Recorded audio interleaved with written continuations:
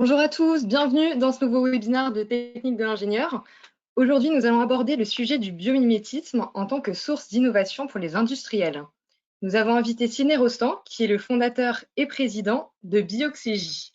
Alors, Bioxégie, Bonjour. c'est un bureau d'études et d'ingénierie spécialisé en biomimétisme.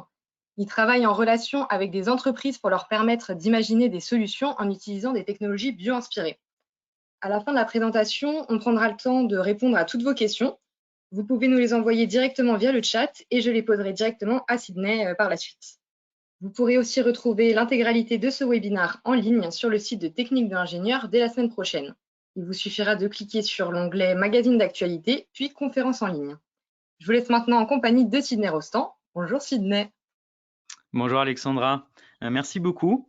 On est parti du coup pour 40 minutes, un petit peu de présentation. Évidemment, moi l'objectif c'est que je puisse le plus possible interagir avec les personnes qui nous écoutent, donc je vais essayer d'être concis. Alors je fais beaucoup de conférences, généralement assez storytellées évidemment sur le biomimétisme. Là l'objectif c'est qu'on aille peut-être un petit peu, qu'on garde un petit peu plus de temps sur on va dire les leviers et les aspects techniques du biomimétisme. Je m'efforcerai de donner un panel assez complet. Il faut savoir évidemment que ce que je vais raconter, c'est surtout le fruit en fait de l'expérience qui est la nôtre depuis maintenant 2 ans. Ça reflète ma vision, ça reflète celle de mon entreprise. Mais en même temps, le biomimétisme est un monde qui est extrêmement complexe, très hétéroclite et dont on ne saurait balayer tous les aspects et toutes les différentes strates, etc. en l'espace d'une heure. Donc voilà, moi je me tiens évidemment après le webinaire à disposition des uns et des autres sur LinkedIn pour discuter plus en profondeur. Mais en gros, là, je vais essayer d'introduire très rapidement cette notion du biomimétisme, mais aussi voilà, l'histoire qui est la nôtre. Donc, je vais commencer très vite. Moi, je suis très content d'être là sur Technique de l'ingénieur parce que, bon, a priori, il y en a beaucoup d'entre vous qui sont plus d'un background scientifique, technique. Moi, c'est pas du tout mon cas. Je suis issu d'une école de management. Et comment est-ce que j'ai découvert le biomimétisme? C'est il y a maintenant un peu plus de 3 ans. Moi, je suis franco-allemand et je travaillais en fait dans le milieu automobile, notamment dans des très belles entreprises qui sont Audi et puis après Bosch, Porsche, etc. Alors, il y a des très très beaux avantages à bosser pour des entreprises comme ça. Forcément, on a des super belles voitures, on peut se la raconter devant les amis, etc. Le fait est qu'en réalité, toute la réflexion qui m'est arrivée, c'était à la fin de ces expériences-là. J'étais encore en école de commerce, il me restait quelques mois. Et là, je me suis très rapidement dit, quelque part, j'ai peut-être un petit peu fait le tour de l'ambition qui était la mienne de travailler dans ces entreprises qui sont très innovantes. Mais j'avais un petit peu ce besoin, je le ressentais en tout cas, de trouver une autre substance à mon métier et surtout de pouvoir explorer des champs d'innovation qui sont très peu explorés. J'avais vraiment envie d'être une sorte de Christophe Colomb, d'arriver sur un nouveau continent et de participer, d'être un des pionniers voilà, d'un nouveau champ d'innovation. Pour moi, tout ce qui était intelligence artificielle, digitale, etc., c'était déjà un peu vu, revu. Enfin, en tout cas, il y avait déjà une saturation d'entrepreneurs et je voulais vraiment quelque chose de neuf. Et en même temps, j'avais envie que voilà, la substance de mon métier puisse faire la différence et puisse participer de façon assez prégnante à l'avenir un petit peu des nouvelles technologies. Enfin, c'est vraiment comme ça que je le sentais. Je vais juste vous demander un instant, je vais fermer la fenêtre. Donc voilà, c'est vraiment comme ça que je l'ai senti et j'avais vraiment envie de me réinventer là-dessus. Et j'ai eu la chance de faire un super beau voyage avec mon frère, un petit peu en Argentine, à cheval aussi sur le Chili. Très très beau, très beau voyage qui permet de participer un peu à cette réflexion, de prendre le temps de recul. Et pile à cette période-là, j'ai un de mes amis qui m'écrit et qui me dit écoute, Ciné, toi qui t'intéresses un peu à des nouveaux champs d'innovation, j'ai entendu parler de certaines histoires assez incroyables. Je crois que ça s'appelle la bio-inspiration, biomimétisme. Enfin, des thématiques que nous, on n'avait jamais entendu, dont on n'avait jamais entendu parler en école de commerce. Et je vais vous raconter un petit peu l'histoire de cette découverte. Le premier exemple dont j'ai entendu parler, c'est la première fois que j'entends parler de bio-inspiration. C'est l'exemple suivant. Donc, on est à la fin des années 1800, enfin, à la fin du 19e siècle, années 1880, 1890, l'exposition universelle de Paris.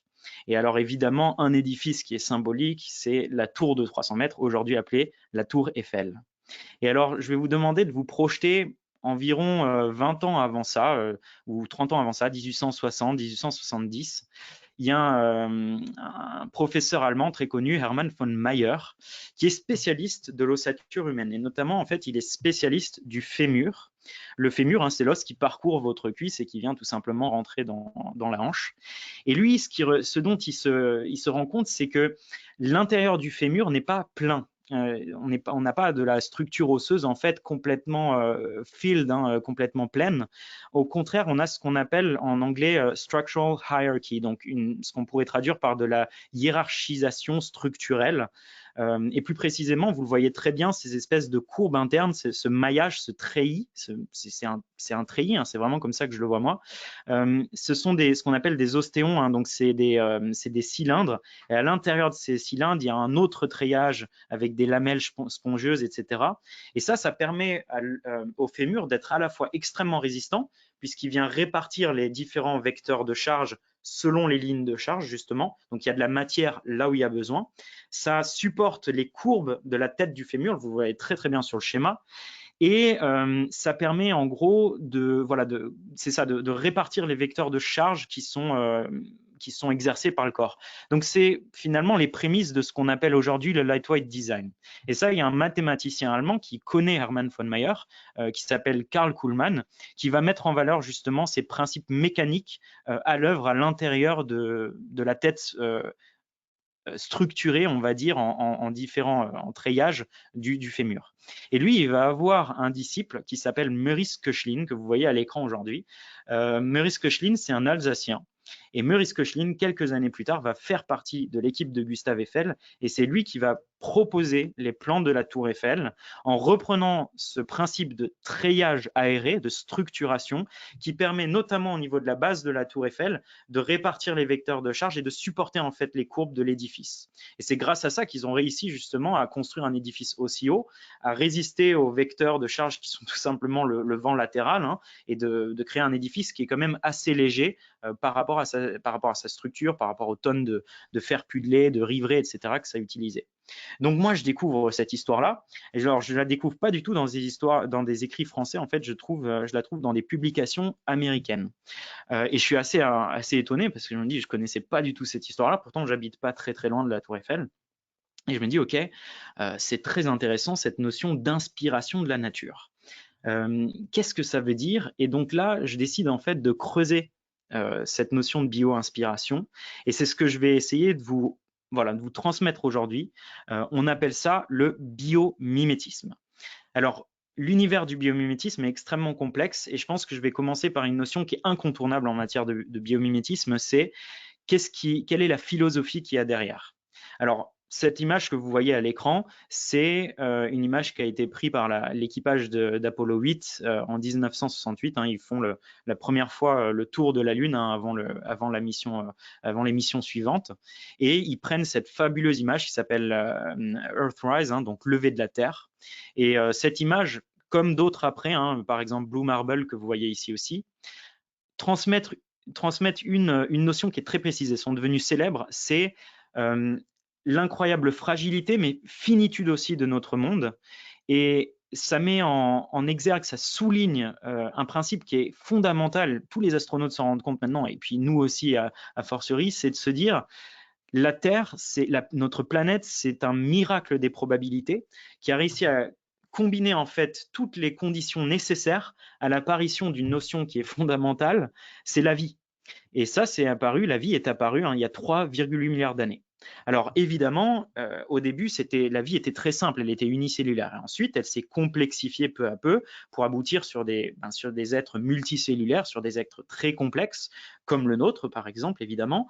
Et il y a eu vraiment cette progression très lente dans l'histoire. Cette progression, c'est la théorie de l'évolution, hein, mise en valeur et mise en lumière par Darwin, très combattue au départ, hein, évidemment. Et cette théorie de l'évolution, elle est à la base du biomimétisme et elle aboutit sur évidemment ce qu'on appelle la biodiversité aujourd'hui. Alors, qu'est-ce que c'est que la biodiversité? Je vais passer très rapidement là-dessus. C'est environ 1,8 million d'espèces qu'on connaît à date. On estime qu'il en existe bien au-delà des 1,8 million. On estime qu'il peut en exister à peu près 10 millions. Il y a certaines estimations qui vont même sur les 100 millions d'espèces connues, d'espèces existantes. Voilà, on en maîtrise 1,8 million, on en a décrit 1,8 million. Et toute cette arborescence du vivant, c'est quoi? Évidemment, ce sont des espèces qu'on arrive très bien à reconnaître. Il y en a qui font partie de notre imaginaire collectif. Il y en a qui font partie évidemment de notre société, qui ont une symbolique qui est très forte évidemment. Il y en a qui nous fascinent. Il y en a qu'on connaît, qui font l'objet de livres, qui font l'objet d'écrits. Il y en a qui sont juste fabuleuses. Tout ça, c'est la biodiversité. La biodiversité, évidemment, c'est aussi plein d'espèces qu'on connaît peut-être un petit peu trop dans notre quotidien. Voilà, le sceau des États-Unis, tout ça, c'est ça la biodiversité. Mais la biodiversité, c'est évidemment des espèces on connaît le nom vernaculaire, ok, ça c'est une méduse, mais après, ça c'est une plante, mais après, bon, on connaît le principe, mais nommer l'espèce en particulier, là, ça devient un petit peu plus dur. Une anémone, oui, mais laquelle? Moi-même, je ne saurais pas répondre forcément. Un moustique, oui, mais lequel? Donc là, c'est vraiment les spécialistes qui les connaissent. Et puis, toutes ces espèces qui nous intriguent, ces prédateurs qui sont présents aussi dans l'imaginaire collectif, cette magnifique araignée sauteuse. Et puis après, évidemment, la biodiversité, ce sont toutes ces espèces qu'on connaît depuis très très peu longtemps, qui nous intriguent aussi au plus haut point, qui sont très aliens. Le tardigrade ici, qui est un micro-animal, hein, il y en a probablement quelques dizaines autour de vous en ce moment, c'est la mauvaise nouvelle. Et puis des animaux complètement cauchemardesques, et beaucoup encore qui restent à découvrir, notamment dans la profondeur des océans. Mais le principe qu'il y a derrière ça, c'est que cette biodiversité, plus on regarde dans les détails, plus on ne peut s'empêcher de remarquer et de voir en fait, de déceler cette incroyable sophistication qu'il y a derrière les principes du vivant. Cette incroyable technologie, vous voyez ces images qui sont juste bluffantes quand on prend le temps vraiment de les regarder. À l'échelle micro ou à l'échelle macro évidemment, hein. Et on a les moyens justement aujourd'hui de mieux le comprendre. La biologie est une discipline qui est en constante évolution, qui n'a pas perdu de la place, au contraire, qui se précise. On comprend mieux les mécanismes du vivant. Et il y en a d'autres aussi où il faut avoir l'humilité de se dire qu'on ne les comprend pas forcément, qu'on ne les maîtrise pas et qu'ils nous surprennent. Je pense qu'aujourd'hui, on a évidemment un rappel à l'ordre brutal sur la réelle complexité et sur la réelle puissance de certains mécanismes et phénomènes du vivant. Et je pense que le meilleur exemple, c'est évidemment l'ADN, moi qui me fascine. Dans un gramme d'ADN, vous pouvez coder l'équivalent de 500 millions de disques durs. C'est ça aussi la puissance du vivant qui va vraiment au-delà des belles images, des belles photos, etc. Donc pour résumer cette première partie, la nature, c'est 3,8 milliards d'années de recherche et de développement. Toutes les espèces qu'on connaît et toutes celles qu'on ne connaît pas.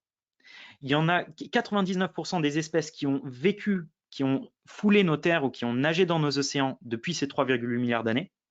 Eh bien, il y en a 99% d'entre elles qui ont disparu. Donc, c'est-à-dire que toutes celles qui existent aujourd'hui sont au sommet de l'évolution. Elles ont développé du coup un ensemble, une gamme de stratégies, de tactiques, de mécanismes qui les arment, entre guillemets, face à l'hostilité de leur environnement, qui leur permet d'évoluer, de subsister, de vivre. On va rentrer dans les détails. Et donc, c'est 1,8 million d'espèces connues, et la nature, c'est au moins autant de brevets potentiels, exploitables, compréhensibles, tant qu'on se donne la peine de décrypter le vivant. Donc, la nature, c'est ça, c'est un gisement de solutions éprouvées, et de solutions, il faut le dire aussi, soutenables. La nature, c'est tout faire de façon extrêmement soutenable, sobre, équilibrée. On va y venir après. Alors, évidemment, on en vient à cette espèce qui est évidemment une des plus fascinantes, c'est l'être humain. La nature nous a doté d'un mécanisme qui est prodigieux, qui est évidemment notre aspect cognitif. Et cet aspect cognitif nous donne un dessus, un avantage compétitif par rapport aux autres espèces qui montre aussi ses limites aujourd'hui, c'est-à-dire que l'espèce humaine est une espèce invasive. Alors justement, c'est ça aussi qui est intéressant et c'est ça qui donne vraiment aujourd'hui le là en matière de biomimétisme, qui donne cet élan qu'a le biomimétisme, cet essor. C'est qu'en réalité, aujourd'hui, notre espèce humaine voit bien son système technique, son système productif, ses processus s'essouffler. Alors comment est-ce qu'on fait pour repenser justement nos systèmes productifs? Comment est-ce qu'on fait pour réinventer notre avenir et penser l'après-crise par exemple aussi si on parle d'actualité? Eh bien justement, c'est ça qui est à la base du biomimétisme. Qu'est-ce qui se passe si on va chercher en fait des anciennes formules qui ont été éprouvées par les mécanismes de l'évolution, par la nature? Alors, je vais passer à la deuxième partie. C'est quoi aujourd'hui le biomimétisme? Qu'est-ce qui se passe en fait si on parle des inventeurs, de l'histoire, etc. Mais aujourd'hui, concrètement, c'est quoi? Alors, je vais vous donner un des exemples les plus connus du biomimétisme, mais je pense qu'ils sont très faciles en fait pour comprendre ce que ça veut dire que le biomimétisme. Et surtout, on va parler aussi des limites. Ce que vous voyez ici, c'est une technique de chasse des baleines à bosse. Alors, on voit aussi certains dauphins aborder ce même comportement-là, qui est assez prodigieux, c'est qu'ils viennent en fait créer des nuages de bulles pour piéger leur proie. Alors, c'est quoi les proies d'une baleine à bosse? Contrairement à ce qu'on pourrait penser, c'est pas forcément du plancton. C'est pas comme la baleine bleue à ouvrir grand sa bouche et aller filtrer du plancton. Pas du tout. Les baleines à bosse sont des prédateurs qui sont très agiles et qui viennent chasser du saumon, du hareng, etc. Et donc, elles décrivent ces cercles très serrés pour chasser, pour les piéger, pour créer vraiment en fait leur filet de pêche. Et ça intrigue en fait les biologistes marins parce qu'ils se disent comment est-ce qu'un animal, un cétacé, qui fait jusqu'à 15 mètres de long, qui pèse 40 tonnes, peut être aussi agile, aussi, ce qu'on pourrait appeler dans notre terme à nous, hydrodynamique. Et ça intrigue un biologiste marin qui porte très bien son nom, qui s'appelle Frank Fish. Je crois de mémoire qu'il est canadien. Et il va se faire financer ses recherches par la DARPA, qui est l'équivalent de la DGA française, c'est l'agence de défense américaine, sur des programmes. Et lui, ce qu'il va comprendre, c'est que, évidemment, il va chercher à décrypter les principes anatomiques de la baleine à bosse. Et ce qu'il va comprendre, c'est que les nageoires jouent un rôle fondamental dans l'hydrodynamisme de la baleine. Il va se dire, il va remarquer ce que vous voyez très bien à l'écran sur le bord d'attaque de la nageoire. Vous voyez en fait ces sortes de protubérances. C'est ce qu'on appelle des tubercules. Il va se dire, bon sang, c'est quand même étonnant. Comment ça se fait qu'une nageoire aussi difforme, qui n'est donc pas profilée, qui ressemble en rien à une hélice de bateau, par exemple, comment ça se fait qu'elle permette une telle finesse hydrodynamique à la baleine à bosse? Et plus précisément, il va faire des maquettes et il va les tester en soufflerie. Vous savez évidemment, je ne vais pas vous l'apprendre que il y a quand même des similitudes entre le milieu de l'eau et le milieu de l'air. Donc, il va aussi chercher à en tirer des conclusions sur l'aérodynamisme. Et donc, il va faire des maquettes et il va se rendre compte qu'en réalité, ces protubérances viennent améliorer la finesse, ou en tout cas, on va dire l'efficacité aérodynamique de la nageoire. Plus précisément, elles viennent retarder le décrochage d'environ 40%, donc vous pouvez avoir des angles qui sont beaucoup plus serrés, donc d'où les virages, et elle vient aussi réduire la traînée de l'ordre de mémoire de 8%, donc il y a aussi une efficacité aéro et hydrodynamique derrière ça. Et Frank Fish va avoir l'idée qui est assez intéressante derrière, c'est qu'il se dit, mais bon, moi, ça m'a complètement, ça vient complètement perturber mon bon sens. Nous, les êtres humains, on crée des surfaces portantes qui sont les plus lisses, les plus streamlined possibles. Comment ça se fait que la nature vient me prouver le contraire? Et donc, il va créer une entreprise qui s'appelle Whale Power et qui fabrique des pales d'éoliennes qui reprennent en fait ce principe de tubercule, donc ces protubérances, ce côté tuberculé sur le bord d'attaque.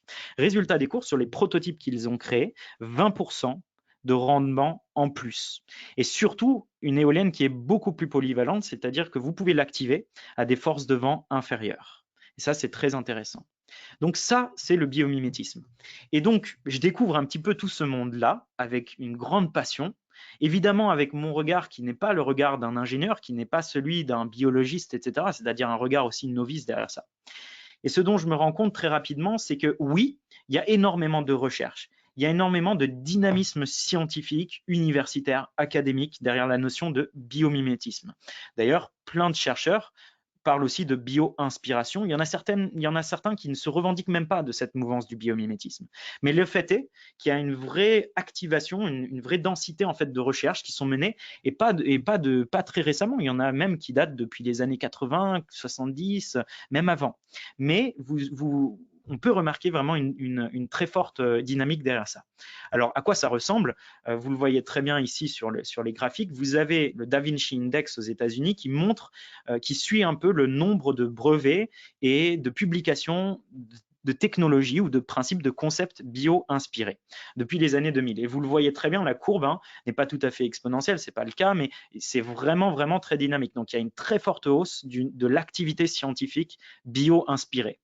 Alors, qu'est-ce que ça donne dans le monde? Nous, on s'en est bien rendu compte aussi chez Bioxégie. Vous avez des recherches qui sont menées de façon assez intensive aux États-Unis, en Chine, En Europe, c'est plutôt l'Allemagne, des pays comme la Suisse, hein, qui ont une tradition, qui ont pris de l'avance sur ces notions de sciences bio-inspirées, notamment avec des stratégies d'État qui se sont mises en place, avec une forte connivence avec le milieu industriel. Moi, j'ai vu aussi beaucoup de choses en Hollande en la matière. Et puis, vous avez certains pays comme la Corée du Sud, on voit aussi de temps en temps des recherches en Inde, en Afrique du Sud qui s'y sont mis. En France, on accuse peut-être un petit peu de retard, évidemment, par rapport aux États-Unis, la Chine ou l'Allemagne, mais pour autant, on n'est pas démunis en matière de sciences bio-inspirées. Il y a le Centre français du biomimétisme a référencé à peu près 175 équipes de recherche. Le Sénat, il faut le dire, avait souligné que le biomimétisme en 2007 pouvait être un outil de la prochaine révolution industrielle. Et puis, vous avez aussi des centres scientifiques comme le CNRS, très récemment, qui a inscrit le biomimétisme comme faisant partie de ses priorités dans les prochaines années. Et évidemment, on a la chance d'avoir une expertise biologique très compétitive en France, déjà parce qu'on a tous les territoires ultramarins, on a des grands territoires comme la Guyane, la Polynésie française, qui fait que la France, et puis toutes les zones économiques exclusives maritimes, qui fait que la France représente à peu près 10% de la biodiversité mondiale. Et on a des expertises comme au Muséum national d'histoire naturelle ici à Paris, qui sont incomparables en matière de connaissances biologiques. Et puis, tous les différentes universités qui travaillent justement là-dessus et qui viennent créer des principes, des technologies bio-inspirées. Alors, pour autant, et c'est là où j'en viens justement à qu'est-ce qui se passe et qu'est-ce qu'on fait quand on est un industriel. Pour autant, le constat, il est très, très clair.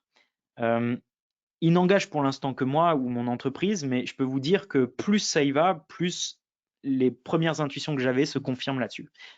Oui, il y a une activité scientifique qui est dynamique, mais pour autant, elle reste, et je vais y venir juste après, elle reste en fait très silotée. Elle reste très partielle. Il n'y a pas de courroie en fait efficace de transmission par rapport au marché, par rapport aux entreprises. Qui plus est dans un pays comme la France où on n'est pas réputé justement pour être fort dans cette transmission au marché. Pire encore, les centres de recherche qui travaillent sur le biomimétisme, c'est fait de façon très silotée. Donc, une fois les matériaux, une fois la thermorégulation, mais il n'y a pas de dynamique multidisciplinaire qui est vraiment, vraiment enclenchée derrière ça. Alors, maintenant, l'idée qu'on s'est donnée derrière ça, c'est de se dire, OK, nous, on va se forger, on va se créer notre propre approche du biomimétisme. Donc, aujourd'hui, c'est comme ça que moi, je la définirais. Le biomimétisme est une approche de recherche et de développement qui consiste à s'inspirer de l'ingéniosité, des mécanismes et des propriétés des organismes vivants pour créer des technologies, pour innover. L'idée derrière ça, c'est de se dire, OK, il faut qu'on imagine notre futur. Vous voyez une vue d'artiste, évidemment, ici, de la ville de Paris. Qu'est-ce que ça veut dire, imaginer notre futur? Ça veut dire recréer, en fait, des liens entre ce que la nature sait faire et ce dont nous, on a besoin. Alors, quels sont nos besoins? Nous, on a besoin de capter, de stocker et de transporter des ressources, au premier rang desquelles, évidemment, les énergies. Ça, la nature sait faire. C'est un besoin physiologique. Ensuite, nous, on a besoin de concevoir, de fabriquer. On a besoin de créer des structures, des bâtiments. On a besoin de créer en fait des produits, du matériel. Ça aussi, la nature sait faire. Et d'ailleurs, elle sait très bien le faire. Elle sait très bien concevoir, fabriquer. L'exemple de la Tour Eiffel en était un. La nature sait fabriquer des ossatures extrêmement complexes. Et surtout en fait avec des matériaux qui sont extrêmement abondants, contrairement à nous, hein, dans votre smartphone, c'est bien connu. Dans le smartphone, vous avez carrément presque tout le tableau périodique des éléments, alors qu'évidemment, la nature sait tout faire avec des matériaux très abondants, des éléments pardon, très abondants, hein, l'azote, le carbone, l'hydrogène, etc. La nature, notre besoin, c'est le besoin de mobilité, de protection face à l'environnement et de durabilité dans le temps. C'est aussi quelque chose que sait faire la nature. Et ensuite, la nature est qui se rapproche en fait de notre besoin de communication, de gestion, de stockage de l'information, qui plus est depuis un certain nombre de décennies. Alors c'est ça en fait l'idée derrière le biomimétisme. Ok, on va essayer de réinventer notre futur. Et comme je vous le disais, là derrière, certes, il y a des success stories qui sont confirmés, certes, il y a un essor scientifique dynamique, mais le biomimétisme, c'est un domaine qui en reste vraiment à ses prémices. C'est un secteur qui est balbutiant, qui a besoin de structuration, et surtout, il a besoin d'une discipline neuve et une systématisation, une courroie de transmission par rapport aux entreprises. Alors, c'est là où j'en viens à ceux qui nous intéressent. comment est-ce qu'on concrétise la promesse du biomimétisme? Qu'est-ce que ça veut dire pour une entreprise? Ce dont je vais vous parler, ça n'engage que Bioxégie pour l'instant et disons que c'est le résultat de ce qu'on a pu observer sur le terrain, ce qu'on a observé auprès des clients qu'on a, mais aussi ce qu'on a observé dans la concrétisation de projets biomimétiques. Vous pouvez plus ou moins dire qu'il y a 4 niveaux d'inspiration. Il y a les formes, ça c'est assez clair. Il y a les matériaux, les procédés, ça c'est plus complexe. Il y a les stratégies et les comportements. Quand on entend parler, je vais vous donner un exemple très simple, quand on entend parler d'Airbus qui cherche à créer en fait des formations d'avions pour reproduire le comportement migratoire de certains oiseaux et pour réduire les frottements, hein, comme dans le cyclisme, hein, pour améliorer tout simplement l'efficacité en groupe aérodynamisme, ça c'est s'inspirer du comportement, s'inspirer des stratégies. Et puis après, il y a s'inspirer ce que nous, on appelle les architectures systèmes, c'est-à-dire la conception d'un ensemble, pas seulement le matériau en tant que tel, mais vraiment un ensemble, un méta-matériau. Alors, évidemment, nous, on a identifié plus d'une cinquantaine à date d'axes d'application. Il y en a des très, très concrets, des très précis, mais en même temps, ça serait impossible de tous vous les donner. Surtout qu'on n'a pas fait le tour. Alors, j'ai essayé de vous les regrouper en 8 grappes de leviers que moi j'appelle des leviers non exhaustifs, c'est-à-dire qu'évidemment ils sont très interdépendants et ils ne sauraient couvrir toutes les possibilités du biomimétisme. Le premier levier, c'est ce que moi j'appelle c'est ce qu'on appelle l'aérodynamisme et l'hydrodynamisme. Le deuxième, l'acoustique, NVH, donc Noise Vibration Harness, donc tout ce qui va partir sur les vibrations, sur les contraintes mécaniques, aussi la fatigue de certains matériaux. Ensuite, les matériaux et les structures en tant que telles et tous les problématiques qui y sont associées, la déformation, la souplesse, la légèreté, la taille, évidemment, tous les différents paramètres qui sont liés à des matériaux ou à des structures dans leur ensemble. Ensuite, vous avez tout ce qui est la conception des systèmes, mais aussi tous les procédés chimiques, ça c'est très important. Vous avez tout ce qui va toucher à la gestion de la température, la thermorégulation, l'isolation, la tribologie et l'étanchéité, et des domaines qui sont liés comme l'oxydation et puis l'abrasion, tout ce qui va toucher au frottement, l'hydrophobie, etc. Tout ça, c'est un domaine qui est très prometteur du biomimétisme. Tout ce qui va toucher, moi j'adore ce domaine-là, la détection, la gestion de l'information, de la communication. Évidemment, l'informatique, c'est comme ça que nous, on travaille aujourd'hui sur la gestion de l'information. L'informatique, ce que l'humain conçoit avec du langage binaire et avec du silicium et des métaux rares, la nature le fait d'une façon très différente, avec des formes, avec des balises chimiques, des balises acoustiques, tout plein d'informations, au premier rang desquelles, vous le savez très bien, on en a parlé, l'ADN. Donc ça, c'est un secteur un levier très prometteur du biomimétisme. Et ensuite, tout ce qui va toucher au flux, à la logistique, à la mobilité. Alors, je ne vais pas pouvoir rentrer dans tous les détails qui sont éminemment complexes de chacun de ces leviers-là. Sauf que je vais essayer de vous donner, dans le temps qui nous reste, quelques petits exemples pour que vous arriviez à vous projeter sur ce que ça veut dire pour chacun de ces leviers-là de faire du biomimétisme. Je vais y aller très vite pour qu'on ait du temps, évidemment, après aussi pour avoir pour les questions, etc. En matière d'aérodynamisme, il faut savoir qu'hydrodynamisme, aérodynamisme, c'est très vu, revu en matière de biomimétisme. Ça a été un des champs les plus faciles pour se projeter parce que la mobilité, c'est quelque chose qu'on comprend bien. Alors, pas que dans la nature, mais enfin, pas dans toute la nature, mais surtout chez les animaux, on l'a très rapidement compris. La mobilité, le déplacement, c'est quelque chose de simple à comprendre. Donc, c'est pour ça que le biomimétisme a été très rapide dans la matière, notamment dans l'aéronautique et dans l'automobile. Je vais vous donner un exemple très connu, mais je pense qu'il a le mérite en fait d'être facile à comprendre. Les requins, c'est des animaux qui sont très véloces et c'est pas dû que à leur puissance musculaire, à la façon de bouger, de se mouvoir, etc. En réalité, si on observe la peau des requins à l'échelle très fine, vous voyez des écailles. Et ces écailles-là, vous le voyez très bien sur l'image ici, elles sont striées. Et ça permet de créer des sortes de piéger en fait des vortex de turbulence quand l'eau va venir être piégée en fait entre les différentes stries. Et ça crée une fine pellicule d'eau qui est plus stabilisée autour de la peau du requin et qui permet en fait de réduire les frictions par rapport au reste du milieu aqueux. Et ça facilite en fait le glissement du requin dans l'eau. Résultat des courses, vous avez une vélocité améliorée. Vous savez très bien, il y a certains requins qui peuvent atteindre 80-90 km/h.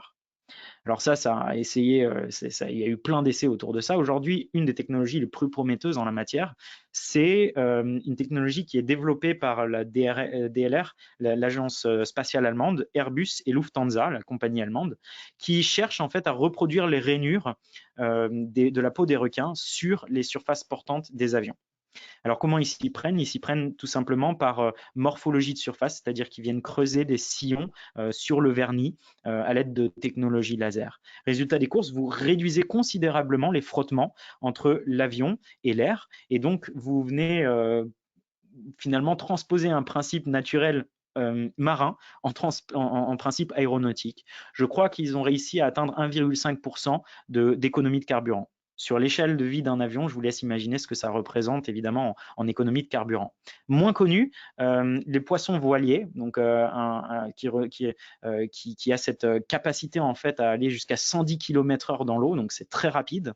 Et ça, il y a une très belle histoire derrière. C'est le designer en chef de McLaren, constructeur automobile basé au Royaume-Uni, qui a fait des vacances en fait, je crois que c'était les Caraïbes, et il s'est rendu compte en fait de la structuration microscopique de la peau des poissons voiliers. Et il s'est demandé justement est-ce qu'il y avait un lien entre cette microstructuration et la vélocité du poisson voilier. Et ce dont ils se sont rendus compte en réalité, quand il a ramené un spécimen qu'il a fait empailler dans son laboratoire au Royaume-Uni, c'est que ça venait faire un principe qui était assez similaire à celui du requin, sauf que là, les vortex de turbulence viennent piéger une couche d'air et non pas d'eau, qui permet aussi de réduire la friction avec le milieu aqueux.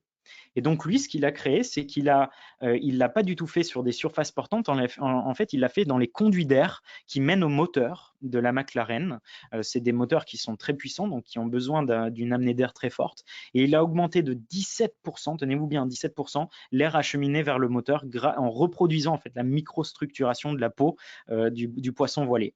Évidemment, là, on parle de voitures de luxe, hein, mais c'est ce qui est applicable à des conduits d'air dans une voiture de luxe peut être applicable à des conduits d'air dans les logiques de climatisation, dans le ferroviaire, dans l'aéronautique, dans les voitures grand public, etc. Donc, vous voyez un petit peu la puissance qu'il y a derrière la notion de biomimétisme quand on se prend la peine de le regarder. Je crois qu'il s'appelait Stephenson, le designer en chef de McLaren.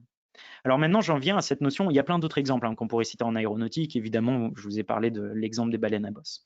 L'acoustique. Alors l'acoustique, c'est très intéressant. On entend souvent parler de cet exemple de la chouette effraie. La chouette effraie, un prédateur nocturne ultra silencieux, ultra furtif. Qu'est-ce qui se passe? Vous avez un peigne rigide que vous voyez sur le bord d'attaque qui vient canaliser le flux d'air entrant. Puis vous avez sur la surface de la plume en fait des poils qui sont enchevêtrés, qui viennent capturer les vortex de turbulence qui sont à l'origine du bruit. Et vous avez un peigne souple en sortie d'aile. Donc c'est trois phases technologiques sur la plume qui viennent accompagner le flux d'air en sortie. Ça a inspiré des technologies qu'on connaît très bien au niveau du pantographe des TGV japonais, les Shinkansen, pour réduire de 10 décibels, 10 décibels avec une technologie de chevron, le bruit du pantographe quand il passe à 300, 200, 300 km/h dans l'air. Mais plus récemment, en 2018, c'est la NASA qui s'en est inspirée pour créer des chevrons au niveau du train d'atterrissage qui perturbe évidemment à la sortie lors des atterrissages et qui vient participer aux nuisances sonores des avions.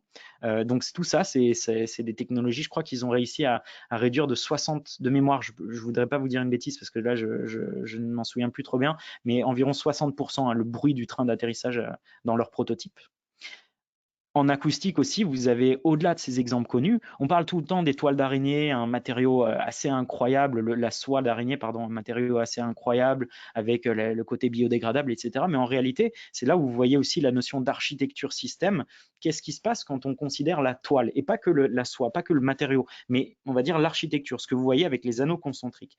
Eh bien, en fait, ces lignes radiales, elles permettent, de par leur espacement spécifique et les lignes qui vont avoir des notions des croisements en fait spécifiques, ça permet de réduire les vibrations. Tout simplement, c'est une nécessité physiologique, biologique, c'est-à-dire que quand vous avez un insecte qui vient se débattre, la toile d'araignée, elle doit résister à ces vibrations, à ces débattements sans casser. Pareil aussi pour les forces du vent. Et donc ça, c'est une atténuation. Les cercles concentriques viennent atténuer par phénomène d'interférence une très large gamme de fréquences d'ondes.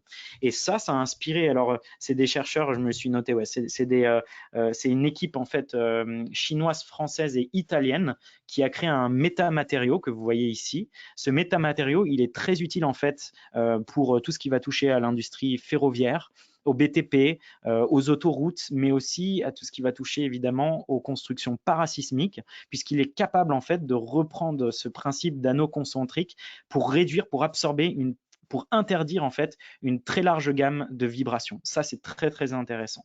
Donc ça, c'est ce qui est possible en matière d'acoustique et encore une fois, là-dessus, il y a plein d'autres exemples. Les matériaux, les structures, je vais passer très rapidement là-dessus. Le principe de croissance osseuse a donné lieu à un algorithme de conception qui a été développé par Airbus et Autodesk, il me semble, de mémoire, qui permet aussi de reprendre ce principe en fait de répartition des vecteurs de charge et de répartition de la matière de façon enchevêtrée. Et ça a permis de créer ce que vous voyez à l'écran, en fait, des cloisons dans les A320 qui viennent, vous savez, c'est là où il y a les PNC, hein, les hôtesses, les stewards, etc., qui s'assoient. Et bien, ces cloisons-là, en fait, ils ont réussi à réduire leur poids de 65% de mémoire, et tout en gardant en fait les capacités structurelles. Et ça, c'est un algorithme, c'est-à-dire que c'est même plus en fait de la reproduction trait pour trait, c'est plus reprendre le principe de répartition. Là-dedans, dans Lightweight Design, il y a plein d'exemples. Je vous avais montré le bec du toucan tout à l'heure. C'est des choses sur lesquelles travaillent mes équipes en ce moment. On pourrait en parler des heures évidemment. La conception des systèmes, les procédés chimiques, on connaît les batteries à sucre, hein, qui sont très intéressantes. Les batteries à sucre ont un rendement qui est 85% plus fort en fait que les batteries lithium traditionnelles. Je pourrais parler du fabuleux exemple, hein, de mon ami Claude Grison qui fabrique aujourd'hui des systèmes de filtration et aussi de catalyse après derrière, hein, qui sont basés sur les principes physiologiques des plantes et la façon dont elles résistent au sol pollué, notamment à des éléments comme le nickel. Donc là-dessus, en matière de procédés chimiques, surtout dans la santé, dans la chimie, il y a énormément de choses qui sont faites.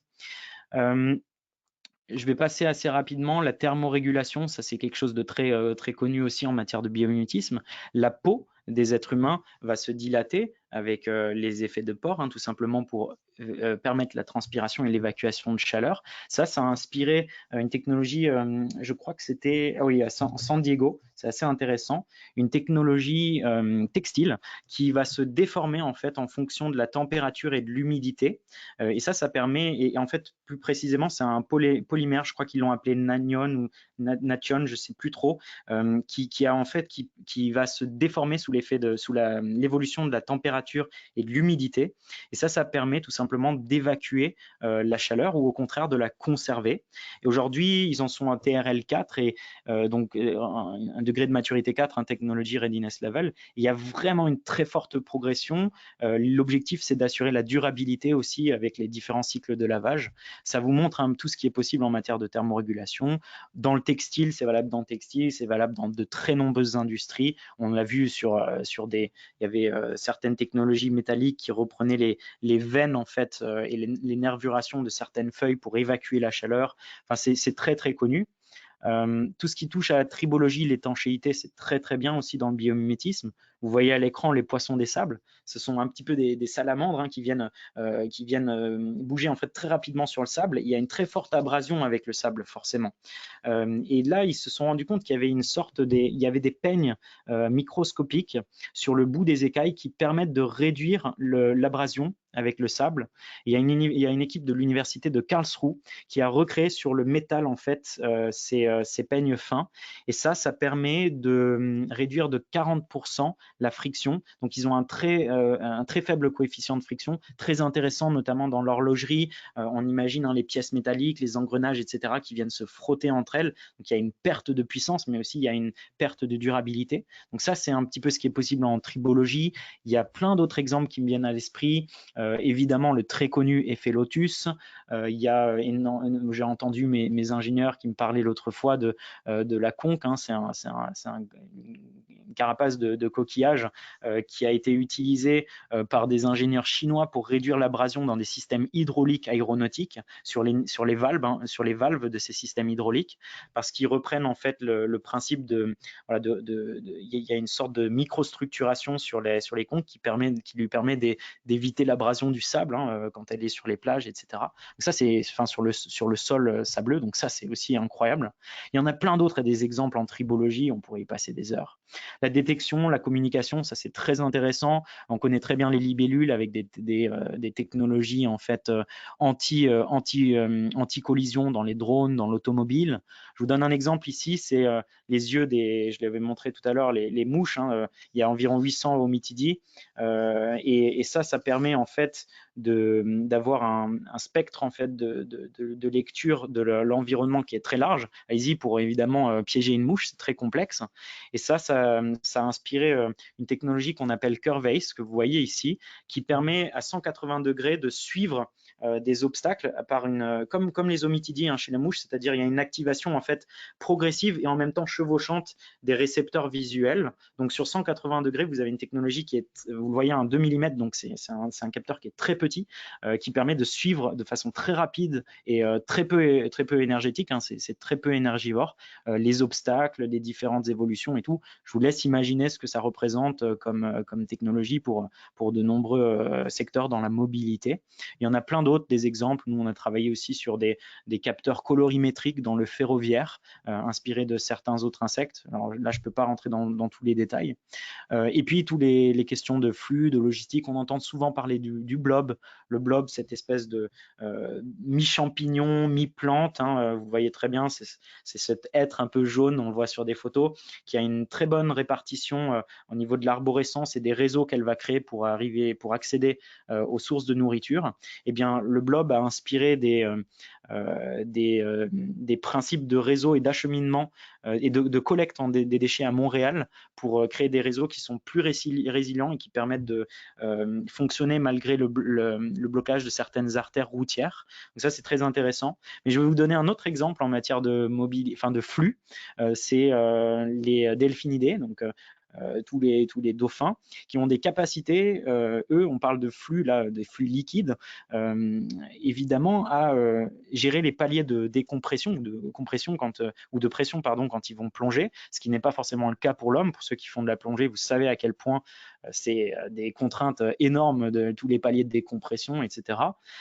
Et donc, là, ça se passe au niveau de la arête thoracique, donc c'est un enchevêtrement en fait de vaisseaux que vous allez avoir sur le thorax du dauphin qui viennent piéger les bulles d'azote et les libérer en fait de façon très progressive. Donc c'est vraiment l'enchevêtrement de micro vaisseaux qui lui permettent ces capacités en fait de compression-décompression au dauphin, ce qui est crucial, hein, dans la vie d'un delphinidé.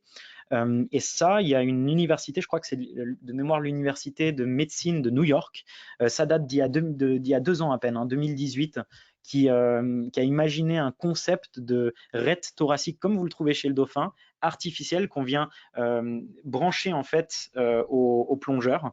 Et ça lui permettrait de rester plus longtemps, d'éviter tous les accidents de décompression et surtout de pouvoir remonter plus longtemps aussi, plus vite, donc rester a fortiori plus longtemps sous l'eau. Voilà pour vous donner un peu des exemples. Ça a été sportif. Mais Alexandra, je tiens ma promesse des 45 minutes pour se laisser du temps pour les questions-réponses. Mais ce qu'il faut retenir pour finir là-dessus, c'est qu'évidemment, le biomimétisme, vous avez cette notion de pluridisciplinarité. Les biologistes doivent travailler avec des ingénieurs qui doivent travailler avec des managers d'innovation. Cette pluridisciplinarité n'est jamais très bien respectée en matière de biomimétisme. C'est ce qui fait aussi que ça, on pourra en parler, hein, dans l'échange juste après, dans les questions que vous allez avoir, qui fait que le biomimétisme a aussi souvent plafonné ou stagné. C'est que la pluridisciplinarité n'était pas toujours présente. Ça, c'est une nécessité du biomimétisme. Vous avez cette notion de multifonctionnalité. Souvent, dans la nature, les paramètres sont profondément intriqués et interdépendants. C'est d'ailleurs la dernière notion. La thermorégulation est jamais très étrangère à la tribologie, et ces deux notions-là sont jamais très étrangères, évidemment, à la structuration des matériaux. Vous avez vraiment ce mélange, cet équilibre entre plusieurs paramètres qui est très important dans la nature. Donc voici ce que c'est que le biomimétisme. Ça concerne tous les secteurs. En théorie, ça peut répondre à tout type d'enjeux. tout type de problématiques, vraiment les plus, nous on en a eu même sur l'organisation des entreprises, sur les ressources humaines. Les enjeux de réussite du biomimétisme sont selon moi très clairs. Vous devez avoir une méthodologie militaire, elle doit être extrêmement bien rodée. Ça, nous, on a fait particulièrement attention à ça. Comme je disais, une pluridisciplinarité. Et ensuite, vous devez avoir, et ça a beaucoup manqué en matière de biomimétisme, vous devez avoir un pragmatisme managérial dans les projets d'innovation. Donc, le pari qui est fait par mon entreprise, mais ça nous concerne que nous, et c'est la raison et l'essence même de la création de Bioxégie, c'est que le biomimétisme, en réalité, ça requiert une expertise très précise. C'est une symphonie, c'est une musique très spécifique. Et c'est pas comme si c'est pas comme si, enfin moi je le crois pas, les entreprises pouvaient embaucher des biologistes et tout d'un coup il y aurait du biomimétisme qui se ferait. C'est pas comme ça que ça marche, en tout cas selon moi. Alors, je vais finir très rapidement là-dessus. Pour moi, le biomimétisme, c'est le fait d'avoir évidemment le courage d'abord et après l'humilité, de repenser l'avenir technologique en allant s'inspirer de principes qui en fait sont pas du tout élémentaires, qui sont pas du tout simples, qui se résument pas à des beaux documentaires National Geographic, etc. En réalité, c'est beaucoup plus complexe que ça. Et quand on a l'humilité de le concevoir et de se dire oui, la nature sait bien faire les choses, alors à ce moment-là, on peut aller plus loin et on peut faire du biomimétisme. Donc moi, c'est le pari que j'ai fait, voilà, c'est le métier que je me suis créé avec mes équipes. J'en suis devenu amoureux de ce métier-là, j'adore ce que je fais. On a créé Bioxégie dans l'objectif en fait de pouvoir collaborer avec les départements R&D des grandes entreprises pour voilà, imaginer, concevoir, développer des technologies bio-inspirées.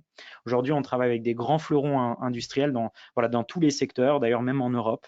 C'est une aventure qui est très très complexe.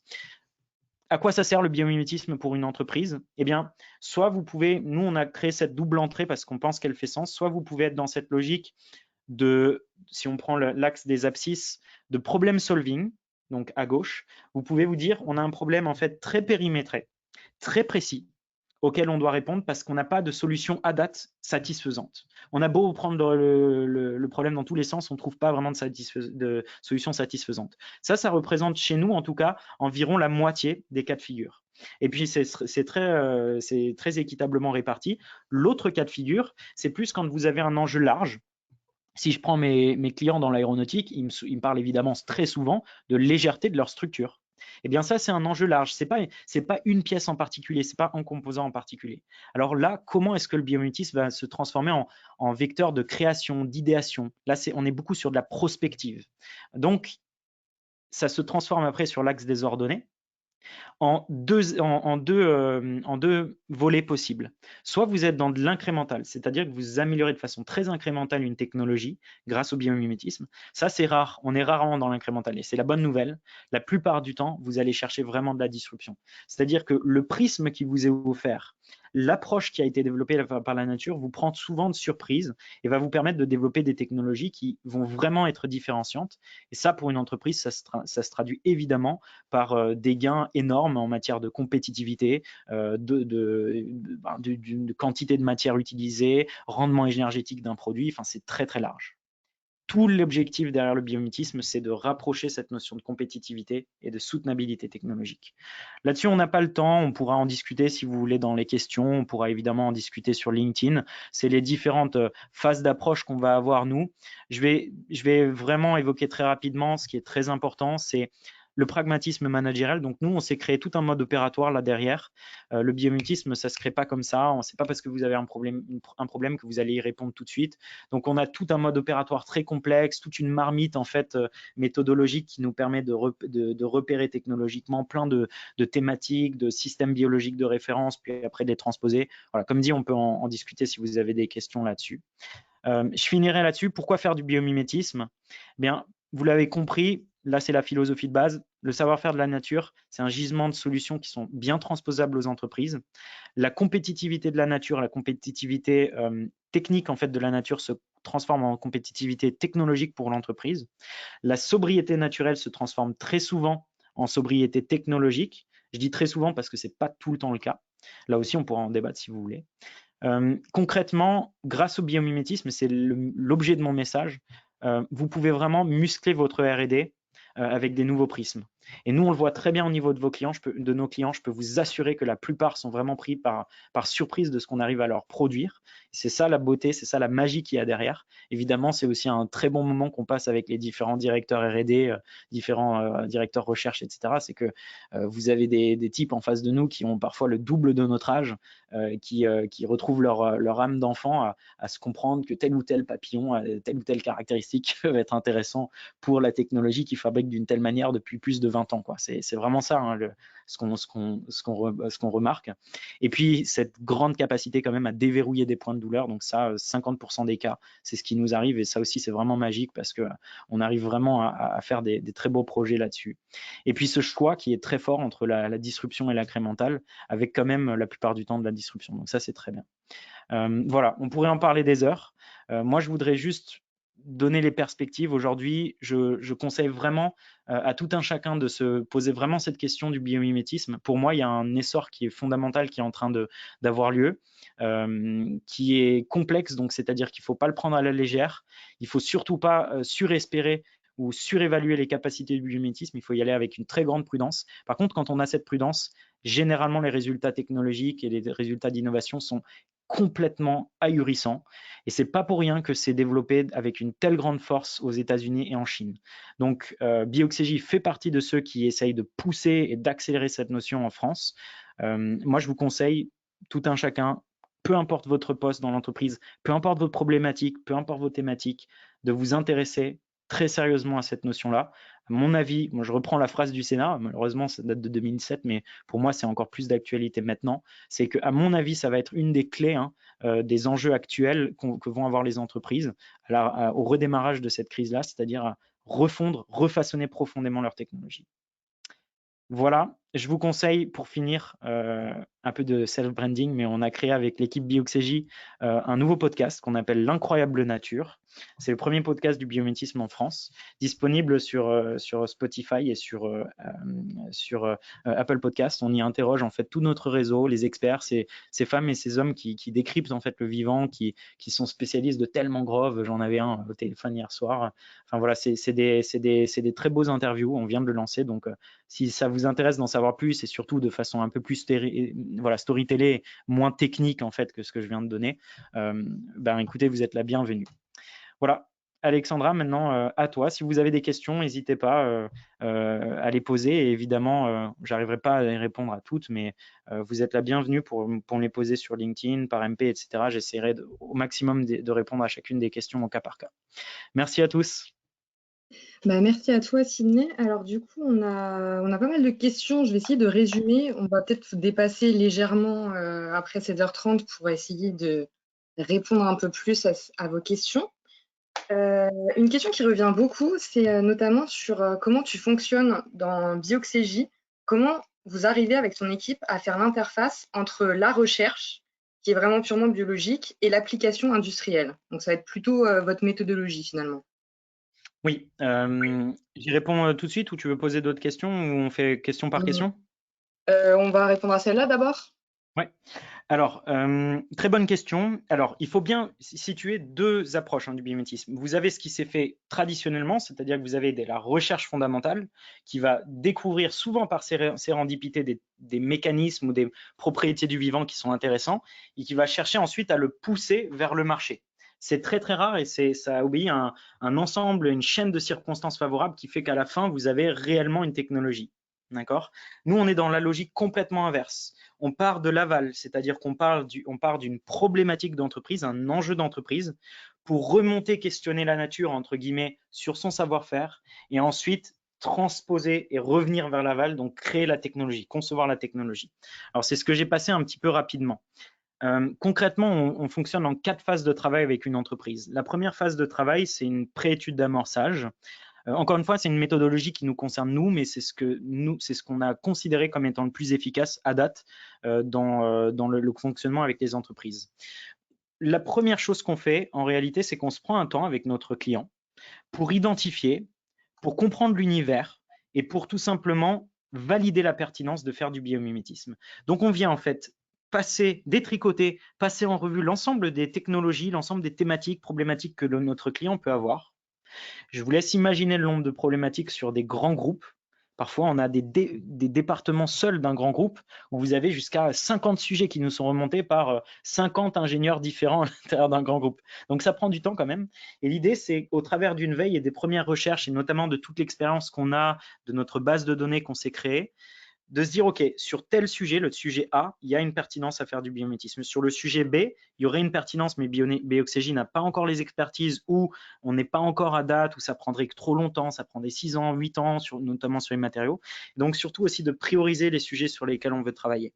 Et ça, c'est un travail qui est capital, c'est-à-dire qu'en matière de biomimétisme, la façon dont vous posez le problème est tout aussi complexe et importante que la façon dont vous résolvez le problème. Ça a été une guideline, un point cardinal en fait. Souvent, nos clients ont un petit peu du mal à comprendre pourquoi on ferait d'abord une préétude, etc., etc. Mais pour nous, ça a été vraiment important et aujourd'hui, on l'impose, entre guillemets, même aux plus grands, à des gros fleurons dans l'aéronautique, dans l'automobile, dans le luxe, etc. Et ça apporte vraiment ses fruits. Ensuite, le cœur de réacteur de Bioxégie, c'est d'abord de faire la phase 1 qu'on appelle l'étude de conception et de recherche et de conception biomimétique. C'est-à-dire qu'on va, par rapport à une thématique qui nous est donnée, je veux réduire le poids de mon train d'atterrissage, par exemple. Eh bien, on va dire, OK, comment est-ce que la nature fait des choses légères? Et donc, on va faire ce qu'on appelle un ciblage biologique. Donc, c'est-à-dire qu'on va repérer les SBR, les systèmes biologiques de référence. Donc, un ensemble de modèles candidats qui sont intéressants et qui pourraient répondre à la problématique. Et après, évidemment, il faut les shortlister. Quel modèle biologique? Parce que la façon de faire de la légèreté dans la nature, vous en avez plein. Des fibres végétales, j'ai parlé des os, mais vous avez plein d'autres choses. Donc, quel est le plus pertinent par rapport à notre problématique, par rapport à notre scénario? Donc ça, c'est beaucoup de travail en fait qui est fait par mes biologistes et mes bio-ingénieurs en interne. Et puis ensuite, une fois que vous avez sélectionné votre modèle biologique de référence, vous devez évidemment faire le travail de transposition. Ça, c'est plus mes ingénieurs qui vont faire ce travail-là. Donc c'est-à-dire qu'ils vont vraiment être dans une logique de conception. Au début, c'est assez classique. On va faire, bon, il faut être créatif et agile dans l'approche, mais on va faire de la CAO, on va faire plein d'itérations de conception, on va travailler de façon très hybride en fait avec nos clients. Et c'est pas facile et ça prend du temps. Ces études-là, elles durent au minimum 6 mois. On en a parfois fait en 3-4 mois, mais c'est parce que c'était des produits ou des designs assez simples sur lesquels on travaillait avec nos clients. Ensuite, vous avez évidemment les phases d'itération, de prototypage et puis les phases d'industrialisation. Ça, j'ai pas besoin de rentrer trop dans les détails parce que c'est pas forcément, oui, on va adapter la façon de faire biomimétique, mais ça reste du prototypage, ça reste des POC, les proof of concept, etc. Donc ça, c'est assez classique. Voilà, j'espère que ça répond à votre question. Je vous le synthétise évidemment la façon de fonctionner, mais je finirai là-dessus. Justement, Bioxégie n'est pas un interface. Nous, on a tout de suite compris que c'était pas intéressant de faire l'interface. Je peux vous garantir que si vous mettez un biologiste en face d'une entreprise et vous dites, allez, faites du biomimétisme, il n'y a rien qui va se passer. C'est clair et net, il n'y a rien qui va se passer. Vous avez vraiment besoin d'une expertise qui aujourd'hui est autodidacte en France, qui est très rare. Le chercheur fondamental n'est pas un spécialiste en biomimétisme, le biologiste n'est pas un spécialiste en biomimétisme, l'ingénieur n'est pas un spécialiste en biomimétisme. En réalité, c'est l'orchestrage de toutes ces compétences-là qui vient réaliser, qui vient éclore, qui vient permettre de faire éclore en fait l'expertise biomimétique. Et donc, nous, on va essayer d'avoir un réseau, on a un réseau externe auquel on fait appel surtout pour renforcer notre dispositif quand on doit aller chercher certains détails biologiques qu'on ne maîtrise pas. Quand il faut aller comprendre dans les détails le fonctionnement moléculaire de telle bactérie au Chili, etc., et que dans les lectures qu'on a, on n'arrive pas à comprendre les détails. Donc là, on va faire appel aux biologistes. Mais c'est un réseau externe et on fait appel au cas par cas. Ou quand Bioxégie, parce qu'on est encore une entreprise modeste, doit comprendre les détails parce que, par exemple, il y a un projet sur lequel on a travaillé, on n'avait pas tous les expertises optiques, donc on a dû aller faire appel à un spécialiste en optique pour comprendre à plus fine échelle ce qui se passait et ce qu'on pouvait faire. Et évidemment, l'autre expertise sur laquelle on repose, c'est aussi celle de nos clients. On fonctionne vraiment de façon très hybride avec les équipes R&D de nos clients. Encore une fois, cette méthodologie, c'est ce que nous, on vit. Je ne dis pas qu'il y a d'autres personnes qui, probablement un peu partout dans le monde, qui doivent fonctionner autrement. Mais en tout cas, nous, on s'est rendu compte que c'était vraiment la façon qui marchait bien. On l'a fait évoluer, mais c'est un fil d'Ariane. J'espère que ça répond à votre question. Alors sinon, on a plusieurs personnes qui relèvent le fait que tu n'as pas du tout parlé du côté éthique et écologique du biomimétisme. Est-ce que tu peux revenir sur cette idée, s'il te plaît? Oui, j'en ai pas parlé parce que moi, en fait, ça me paraît évident. Aujourd'hui, toute innovation doit être durable, sinon c'est pas une innovation, c'est tout simplement ce qu'on pourrait appeler, oui, c'est même pas un progrès, c'est tout simplement une évolution. Donc, pardonnez-moi, hein, moi, ça m'est même pas venu à l'idée. Effectivement, le biomimétisme, le côté intrinsèque du biomimétisme, c'est de se baser, en tout cas c'est la définition qui en est faite aujourd'hui, hein, il y a des normes ISO qui sont sorties là-dessus, c'est de se baser sur les principes de la nature pour essayer de créer des technologies qui sont certes compétitives et performantes, mais qui sont surtout aussi qui essayent de reproduire les principes de sobriété énergétique, matérielle, etc. de la nature. C'est extrêmement complexe, c'est-à-dire que c'est pas parce qu'on s'inspire de la nature qu'on crée des technologies durable. Il y a des exemples, hein, de vitres super hydrophobes qui se basaient sur le fameux effet lotus d'éperlance de l'eau, qui ont été en fait, la technologie en tant que telle a été nocive, elle était loin d'être durable, elle n'était pas durable dans le temps, il y avait des substances chimiques en fait qui après se répandaient dans le sol. Enfin, c'était pas du tout durable. Donc, le côté durable du biomimétisme n'est pas automatique, il est espéré. Et donc, il faut effectivement faire un travail d'éco-conception derrière. Nous, c'est pas pour rien qu'on dialogue en fait avec des spécialistes en éco-conception, c'est parce que c'est une corde à l'arc du biomimétisme qui doit être mis en plus. Il y a aussi, en fait, on parle pas que de matériaux, on parle aussi évidemment de l'efficience d'une technologie. Comme je disais tout à l'heure, vous avez évidemment la peau, la surface en fait des poissons des sables permet de réduire la friction, l'abrasion avec le sable.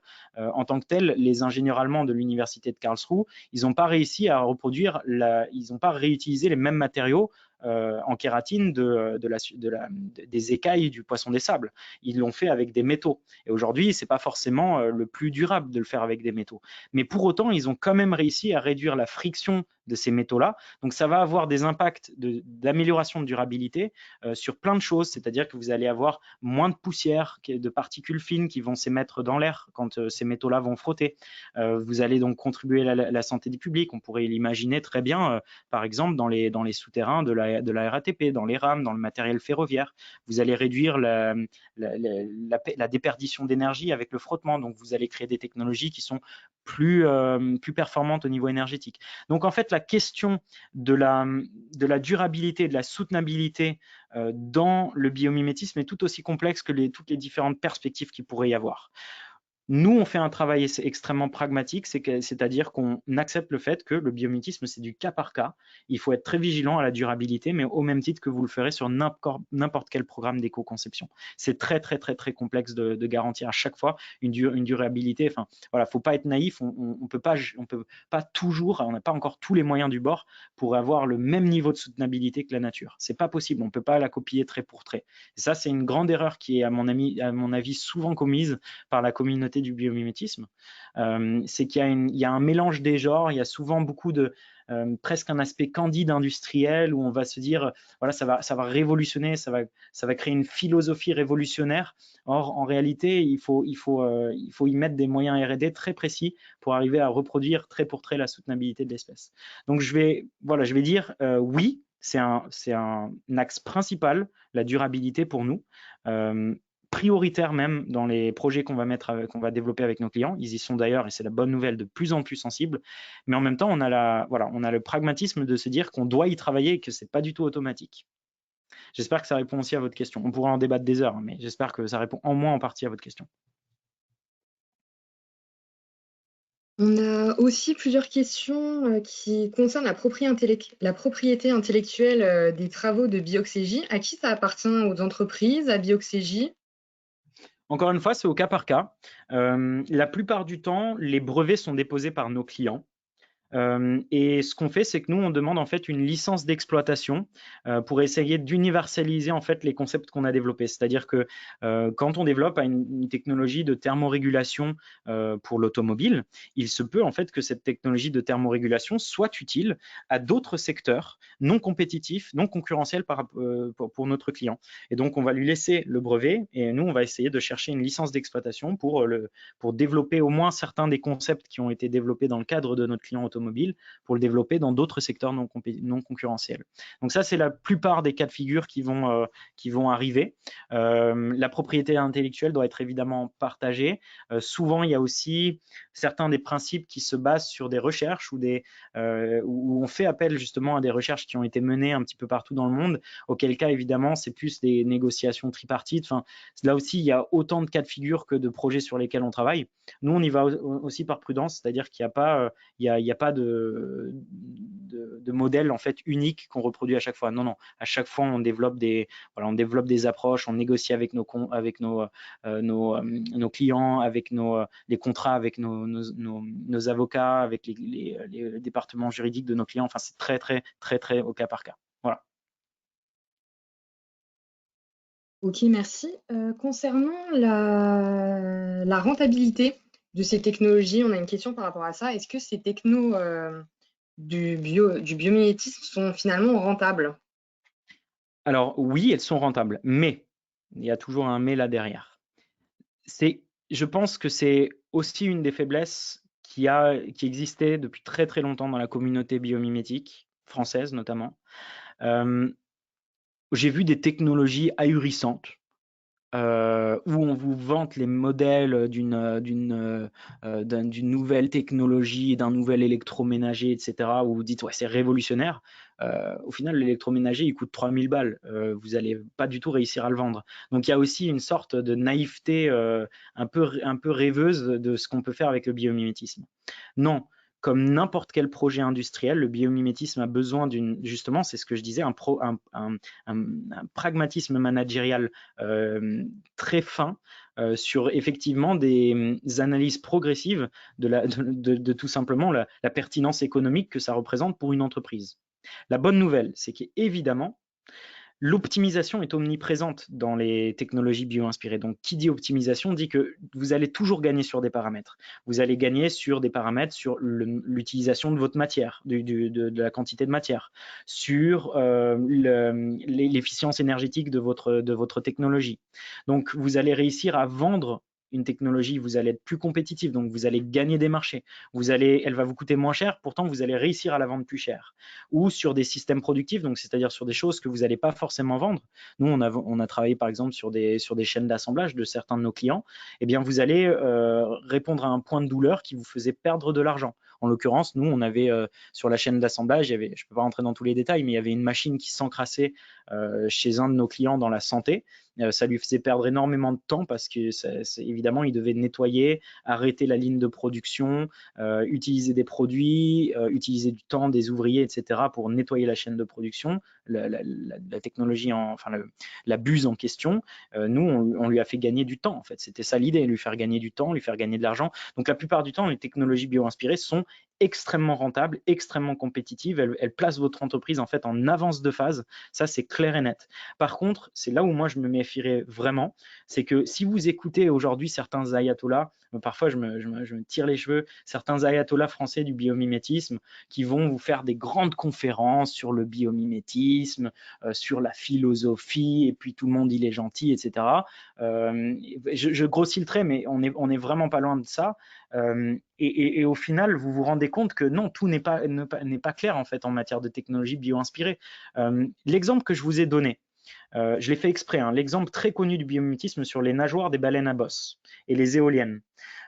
Au final, nous, on a travaillé là-dessus avec un de nos clients. On s'est rendu compte que déjà, l'apport aérodynamique était loin d'être évident.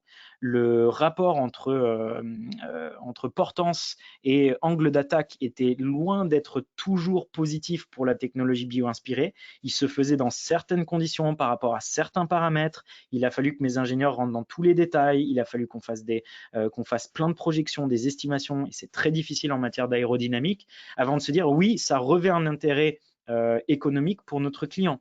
Et on n'a pas, notre client, c'était dans l'infrastructure, notamment des pales en fait de certaines souffleries dans des infrastructures souterraines. Je peux vous garantir que si on avait dit à notre client, oui, on va remplacer toutes les pales de ventilateurs avec des ventilateurs dont les surfaces sont tuberculées, non seulement notre client aurait dit, mais vous êtes fous, nous on a un parc de ventilateurs, de 500 ventilateurs, ça va coûter des millions en infrastructure, on a d'autres choses à faire. Et en plus de ça, nos tous nos fournisseurs vont nous faire la gueule.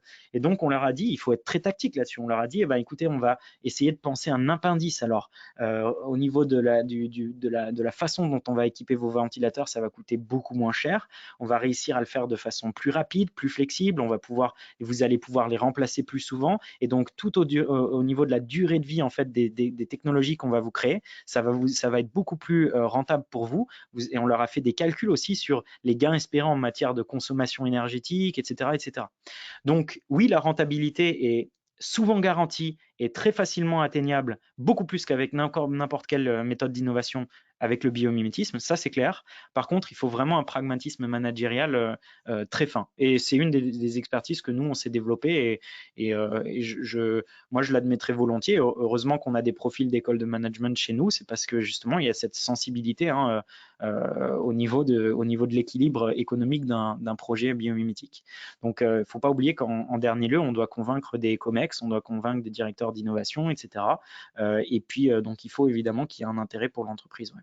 C'est clair. Ne serait-ce que effectivement la compétitivité ou l'image de marque qu'il y a derrière ça. Ouais. Voilà, on pourrait en débattre des heures. Hein. J'espère que j'ai au moins répondu à une partie de votre interrogation. Merci. Alors, je vais faire l'avant-dernière question et après, on va arrêter. On a une question concernant les autres équipes françaises qui travaillent sur ce sujet. Est-ce que tu peux en parler? S'il y en a d'autres? Non, il n'y a pas des équipes comme celle de Bioxégie. Donc, il y a la communauté française du biomimétisme, c'est des chercheurs dans des laboratoires, dans des centres de recherche, etc. Mais après, vous n'avez pas d'entreprise du biomimétisme, en tout cas comme celle de Bioxégie. Par contre, cela dit, il existe une communauté du biomimétisme. Donc, moi, je reste souvent très perplexe par rapport à cette communauté du biomimétisme. D'une part parce que en toute franchise, elle nous a pas forcément très bien accueillis. C'est normal, on apporte un petit peu de concurrence. Vous avez un acteur dynamique tout d'un coup qui arrive sur le marché, qui signe plein de clients, qui crée plein de projets. Ben, ça fait peur à une communauté qui était un petit peu ronronnante, etc. Donc voilà, c'est pas tout, ouais. Bon, il y a tout un historique là derrière. Il y a effectivement une association française du biomimétisme qui s'appelle le CEBIOS. Bon, ils travaillent effectivement, de ma connaissance, leur rôle principal, c'est d'arriver à faire progresser le biomimétisme dans la recherche fondamentale, dans les universités, qui participent aussi à l'orientation en fait de la stratégie nationale française. Donc ils font un très très gros travail là-dessus depuis 2014, il me semble. Ensuite, après, ils ont accompagné de mémoire certains projets industriels. Je ne sais pas en fait ce qu'ils font dans les détails puisque on n'a pas forcément beaucoup de résultats de ce qui s'est passé. Ils communiquent pas beaucoup là-dessus. Je sais qu'ils ont des adhérents industriels, ça on en a vu pas mal. Moi, je reste assez sceptique sur pas mal de résultats qu'ils peuvent avoir. Déjà, je ne les vois pas, donc j'arrive pas forcément à regarder dans les détails. Mais on a déjà collaboré plusieurs fois avec eux et on était assez perplexe quant aux méthodes. Comme dit, on a pas mal débattu sur le pragmatisme managérial et technologique qu'il faut avoir derrière ça. De temps en temps, j'étais pas forcément convaincu par ce qui se passait. Mais encore une fois, je connais pas tous leurs projets, donc je ne saurais dire. Après, ce qui se passe aussi, c'est que vous avez certaines entreprises, notamment Johnson & Johnson, par exemple, dans la santé, qui a fait le pari en fait d'avoir un responsable biomimétisme en interne, avec qui j'étais au téléphone avant-hier. Il y a des avantages et des désavantages, c'est-à-dire que même elle, en fait, au final, elle a évoqué la possibilité d'externaliser une partie du travail à Bioxégie et de faire en sorte que Bioxégie travaille avec elle. En réalité, vous ne pouvez pas avoir une seule personne qui est responsable et qui crée cette expertise-là. Encore une fois, parce qu'à chaque fois, c'est du cas par cas. Vous avez plein de profils qui travaillent dessus. Donc pour moi, c'est un pari qui est assez risqué, mais qui a l'avantage en fait de créer un point d'ancrage ou en tout cas un point de contact du biomimétisme dans l'entreprise. Et ça, c'est assez intéressant. Mais sinon, écoutez, il n'y a pas énormément de choses qui se font en matière de biomimétisme. Ça, faut être très clair. Nous, au départ, on pensait quand même arriver dans un écosystème finalement assez établi, etc. Force est de constater que ce n'était pas le cas. Et je pense que c'est aussi pour ça qu'on a beaucoup dérangé et très rapidement dérangé. C'est que vous aviez des conférenciers, vous avez des gens qui écrivaient des livres ou qui faisaient des forums, etc. Mais bon, ça restait beaucoup d'ateliers d'émergence, de petits workshops, de petites formations, etc. Mais de là à faire des projets concrets, il y a une différence entre parler du biomimétisme et faire du biomimétisme. Donc voilà, tout ça c'est en évolution, comme n'importe quel nouveau marché, n'importe quel nouveau secteur. Au départ, vous avez vraiment ces logiques de first to market et vous avez des différentes visions portées, des différentes méthodologies, modes opératoires, etc. Donc nous, on fait notre petit bout de chemin. Comme dit au départ, je pense qu'on a beaucoup suscité de méfiance auprès de ceux qui avaient un peu discuté, parlé du biomimétisme depuis des années et des années. Je pense qu'on a le mérite d'avoir en 2 ans mené beaucoup de projets industriels malgré une équipe assez jeune et une petite équipe. Mais voilà, encore une fois, moi je suis très satisfait du travail de l'équipe et comme je dirais, au final, ce qui compte, c'est la satisfaction du client. Et moi, je peux vous dire qu'ils sont assez étonnés. L'autre jour, j'ai eu un client qui m'a sorti une phrase qui, je pense, est un des plus beaux compliments qu'on peut vous faire. Je lui ai demandé d'écrire un témoignage sur notre site internet. Je l'ai vu hésiter. On était en visioconf et je l'ai vu hésiter. Je lui ai dit, mais pourquoi est-ce que vous hésitez? Vous avez peut-être des problèmes au niveau de votre responsable com et tout. Il m'a dit, non, non. En fait, c'est pas ça le problème. J'hésite à témoigner parce qu'on vous a trouvé, vous êtes excellent et en fait, on veut surtout pas que nos concurrents sachent. Et donc, c'est vrai qu'on a beaucoup de nos clients aujourd'hui qui ne veulent surtout pas que ça se sache qu'ils font du biomimétisme, tout simplement parce qu'ils savent et ils ont remarqué très rapidement que c'était quelque chose de très compétitif et très intéressant pour leur entreprise. Donc voilà, il y a une petite communauté qui a, je pense, beaucoup de force, mais aussi beaucoup de faiblesses qui sont liées aussi, je pense, aux univers dont les personnes sortent. Hein. C'est une communauté qui était très académique, très universitaire, donc qui n'avait pas forcément non plus le mérite de créer des courroies de transmission pragmatiques par rapport aux entreprises et aux clients qu'ils avaient, quoi. Voilà, moi je ne pense pas que le fait d'adhérer à une association, c'est ce qui vous permettra concrètement de faire du biomimétisme. Ça vous permettra de faire 1 ou 2 conférences sympas, peut-être des petits projets d'exploration, mais de là à le démocratiser et faire des projets concrets et sérieux de grande envergure, il y a 2 mondes très différents. Voilà. J'espère que ça répond à la question. Encore une fois, ça n'engage que notre avis et la façon dont on a observé à notre échelle ce qui se passait. Ok, merci. Et maintenant, la toute dernière question. Donc, je suis désolée, on ne va pas toutes pouvoir les faire vu qu'il est déjà 16h47. Donc, la dernière question, elle a été beaucoup posée. Ça concerne la formation. Alors, je vais la faire en 2 temps. Déjà, première partie, est-ce que tu sais s'il y a des formations universitaires sur le sujet? Et deuxième partie, est-ce que tu peux conseiller des lectures sur ce sujet pour les gens qui aimeraient se former, s'il te plaît? Ouais. Alors, concernant les formations, moi je dirais, il y a des formations qui existent. Moi, je conseillerais vraiment, si vous êtes vraiment sérieux au sujet du biomimétisme, allez en Hollande. À mon sens, les formations qui sont dispensées aux Pays-Bas sont vraiment tip-top. J'ai eu avant-hier un des chercheurs de la TU Delft aux Pays-Bas. Donc là, ça se fait de façon très sérieuse. Il y en a une qui est pas loin d'Amsterdam, dont le nom m'échappe, qui est très bien aussi. Il faudrait que je retrouve le nom, je ne sais plus comment ça s'appelle cette ville, elle est pas loin, un peu au sud d'Amsterdam. Ils ont créé un master en Bio-Inspired Design, donc ça c'est très très fort, vraiment. La personne responsable de biomimétisme chez J&J m'a aussi vivement conseillé, on a regardé un petit peu dans les détails la formation américaine, celle du Biomimicry Institute, qui est vraiment très très très très précise. Donc ça c'est des vraies belles formations. Il existe certaines formations en France, moi je ne les conseillerais pas forcément puisque encore une fois elles sont rattachées à tous les défauts que moi en tout cas j'ai pu percevoir au niveau de ce qui existait. Donc il y en a une je pense qui est faite par l'Institut des futurs souhaitables me semble-t-il. Je ne sais pas ce qu'elle vaut. Encore une fois, pour moi, je suis encore un petit peu sceptique par rapport à ça. Il y en a une qui me paraît plus solide, c'est une qui est mise en place par l'ENSI. Alors là, c'est probablement plus à destination des designers industriels. Je ne suis pas forcément sûr de ce que ça représente. Moi, j'ai assisté à certaines conférences, certaines formations. J'étais plus convaincu par celles qui sont dispensées à l'étranger. Je trouve qu'elles sont vraiment top. Mais pour vous former, mais pour être honnête avec vous, en réalité, il n'y a pas forcément 1000 façons de se former au biomimétisme. Les formations, comme là, moi je suis très frustré de pouvoir passer qu'une heure, 1 heure et demie avec vous, c'est que c'est bien loin de pouvoir vraiment être vraiment une formation. Il faudrait des jours, des mois, etc. Nous, pour former un de nos ingénieurs, on met des mois avant qu'il soit opérationnel concrètement en matière de biomimétisme. Donc la première des formations, en fait, c'est la pratique en matière de biomimétisme, et ça ne saurait avoir une vue exclusive sur tous les différents métiers possibles en matière de biomimétisme. C'est pas possible. Vous pouvez à la limite espérer en quelques mois comprendre l'acoustique, par exemple, bio-inspirée, mais vous pouvez pas tout faire. Et moi, je pense que c'est une des promesses un peu manquées du biomimétisme en matière de formation, c'est que oui, ça va être sympa, on va parler un peu de nature, etc. Mais au final, vous en ressortez, vous n'avez pas forcément une expertise concrète. Donc, j'attends encore de voir ce qui va se mettre en place. Je sais que le CBIOS travaille beaucoup, milite beaucoup auprès, et c'est très bien, auprès des grandes écoles.